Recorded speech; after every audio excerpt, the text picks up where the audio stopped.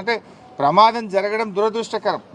సరే, అది ఎలా జరిగింది, దాంట్లో ప్రభుత్వ వైఫల్యం ఉందా, తొందరపాటు ఉందా, జియాలజికల్ సర్వే ఆఫ్ ఇండియా అనుమతి ఇచ్చిందా లేదా, అనుమతిస్తే ఏం జాగ్రత్తలు చెప్పింది, ఆ జాగ్రత్తలు వీళ్ళు పాటించారా లేదా, అవన్నీ విషయాలు బయటకు రావాలి.